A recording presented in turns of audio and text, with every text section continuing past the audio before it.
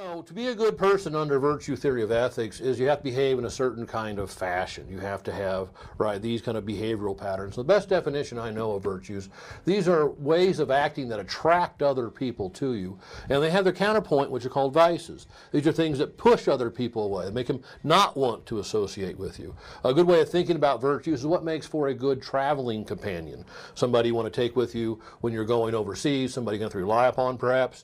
If somebody gets hurt or things go bad, you're going to need somebody of what we say, they're going to be reliable, they're going to need to be generous, right, kind, and these kind of things, right? If you're with a really grumpy, irascible, right, angry, right, person that just tries to get in verbal disagreements every place he goes, you're not going to have a great time. Well, I wouldn't have a great time traveling with such a person, right? It's not how I like to go about things. So virtues are the kind of behavioral patterns that tend to draw people to you, and vices are things that push other people away, right? And Aristotle has a very good qualification to add on this, and that's these are habitual. They have to be things that one practices over time.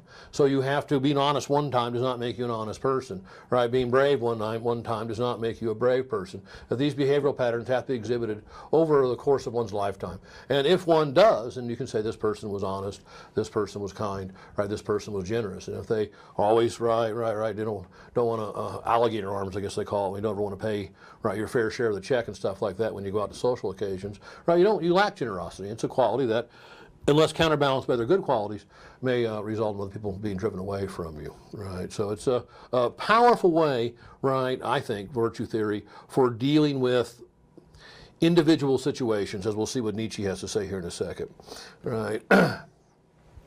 So once again, right, we're going to understand behavior in terms of things like courage, honesty, fairness, and we just talked about behaviors, vices being things that push people away, and virtues being something that pulls other people to you, right? And this is a very good definition of virtue by Aristotle. Defines virtues as qualities needed for successful human living, with humanity defined as a social creature.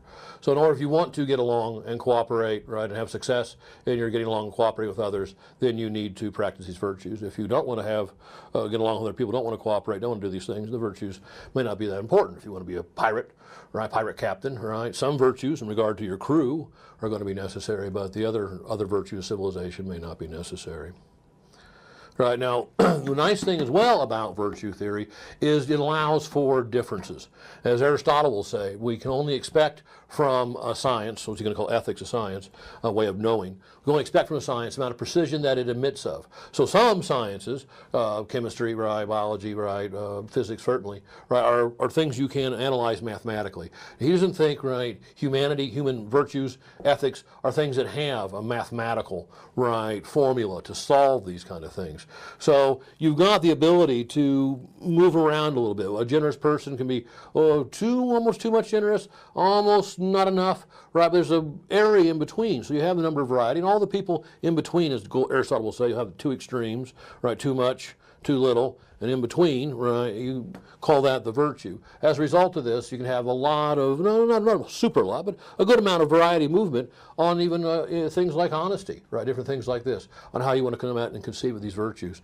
And Nietzsche is, fabulous, right, always, right, the guy's an incredibly insightful writer, right, about this, people painting a picture of themselves on the wall and saying, behold, here is humanity, here's how you should act ethically and morally. And virtues don't do this, right? You can allow people to have their own cultural values, right, virtues, and you can have particular virtues for institutions. These things allow for a great deal of variety, where the moral law, right, does not. You, once again, you're either in compliance with the moral law or you're not in compliance with the moral law, and it's either right or wrong. Virtue theory, there's a more room to move around, and as a result, more room to individuate yourself as opposed to, right, moral law, right? Yeah, this is...